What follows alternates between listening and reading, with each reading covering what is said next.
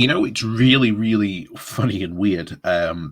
Going back and looking at like the past predictions and the dreams and wants, shall we say, of the Brexiteers. In fact, it's rather funny these days, looking at the kind of stuff that Daniel Hanan's saying, because Daniel Hanan, of course, obviously portrayed as the brain of Brexit. This was the guy who was putting out, the economic arguments for Brexit at the time. And of course, since 2016, he's been, well, pretty silent. He's appeared a couple of times since then, but really, you don't hear a lot from him. And that's mostly because nowadays,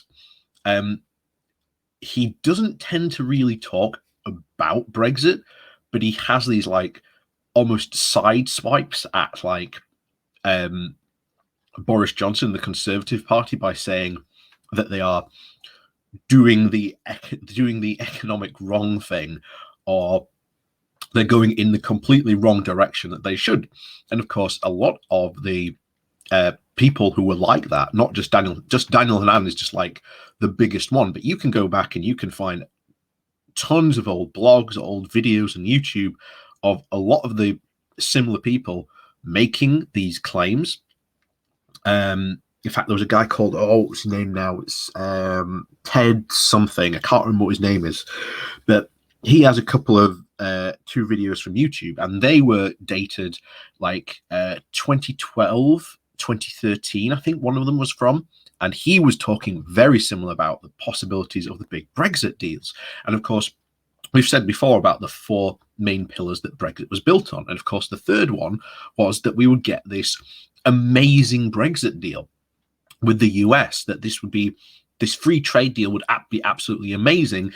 And this would be like the reason why we left the EU. This would be justification, everything, all of Brexit's really building up to this fantastic trade deal that we're going to do with America, that's going to make staying in the single market or even rejoining the single market look completely and utterly stupid.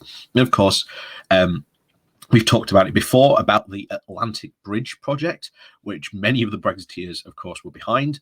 That bridge has been well and truly burnt and pretty much fallen into the Atlantic by this point.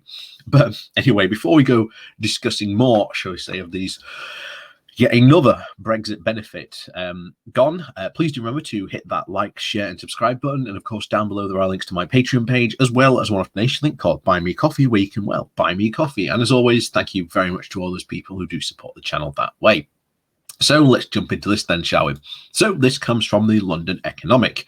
Another Brexit benefit gone. The PM accepts deal with UK, now not a priority for the US. Let's face it, never was.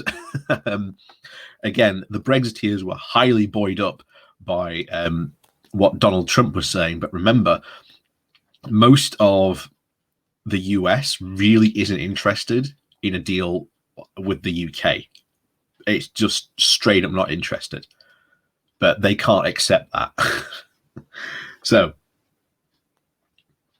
the PM has accepted that the UK will not get a quick trade deal with the US. In an embarrassing admission, as he prepares for his first White House meeting with Joe Biden. Johnson made it very clear that he recognized that a free trade agreement, or an FTA, with Britain was not a priority for Mr. Biden, who he said had, quote, a lot of fish to fry.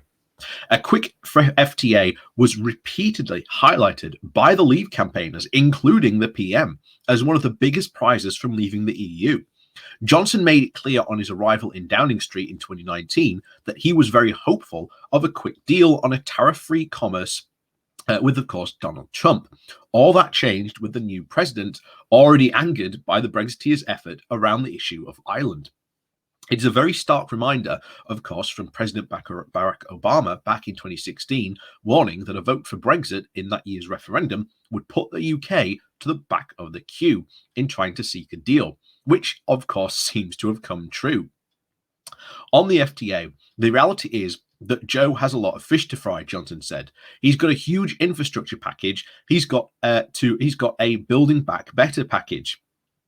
What we want is a good FTA. a great FTA, and I have quite a lot of experience of American negotiators, and when they're pretty ruthless.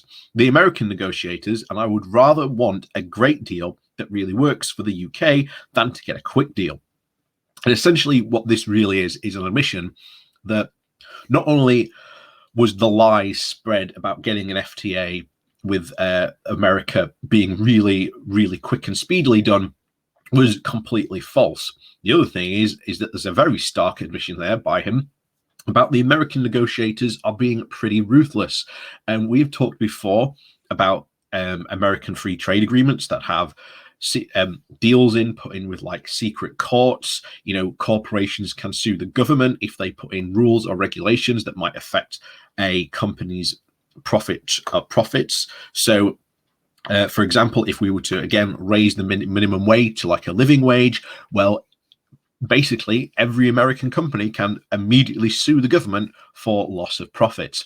Not only that, any regulations that we put in to like protect workers, the environment, consumers, anything we do that cuts into, again, profits of an American company, immediately, bang, the government gets sued. And that is a feature of most of the American free trade agreements around the world. That is what would happen. And again, I don't know why the Brexiteers are so quick to say how wonderful a free trade agreement with America would be, knowing full well that that's in there. Of course, that those types of deals are out there. They do exist, and yet they complain about the courts of Europe being unfair to the UK, even though they've sided with us about most of the time we went to them. I think they only sided against us like 3 out of the 64 times we've gone. So you know, good luck for that when those start happening. I mean, I'm sure the Brexiteers are going to have nothing to say about that. Anyway, of course, Boris Johnson has also insisted that we are not counting our chickens over hopes that Joe Biden could make a major commitment that would spur on a financing drive to try and tackle the climate crisis. The Prime Minister said that it would send a massively powerful signal if the US president announced an extra support for helping to hit the target of $100 billion a year to help support developing nations to cut emissions. And again, considering how we've cut our external aid budget, fantastic message to be sending there. Mr. Johnson had earlier downplayed the prospects of reaching the figure by the COP26 summit he's hosting in November, but ministers appeared to be very hopeful that Biden could spur things along during his speech at the United Nations on Tuesday. The US climate envoy John Kerry has suggested that $100 billion would be the target to be met, hinting that Mr. Biden could announce even more money. But speaking to the reporters at the UN on Monday, Mr. Johnson said, "We've all been here before. We've heard lots of pledges and lots of positive notes. We're not counting our chickens here." Asked if he could be a game changer if Mr. Biden adds more fund, the Prime Minister said, "It will make a huge difference. It will send a very powerful message, the signal to the world and developing countries that we in the industrialized West really do take it seriously and that we are really willing to step up to the plate and help them."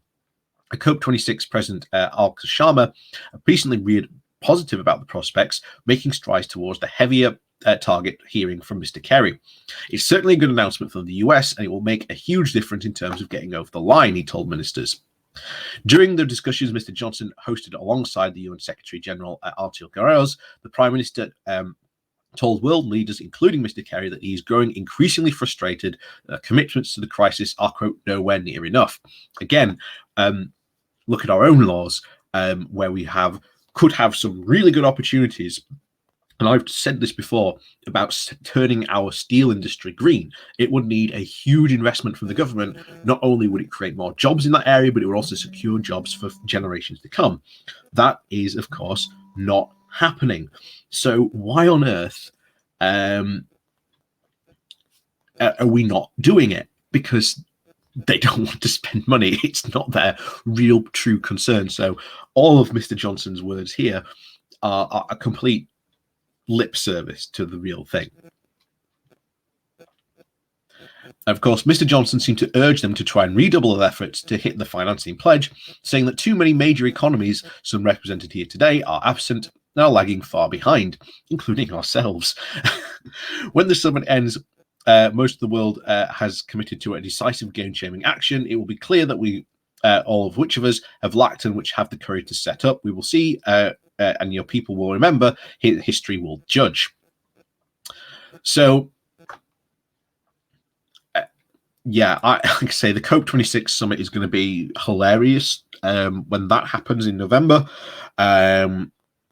Again, bizarre hypocrisy there from our PM, Boris Johnson, over the things there.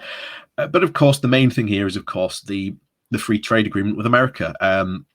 It's very likely not to happen.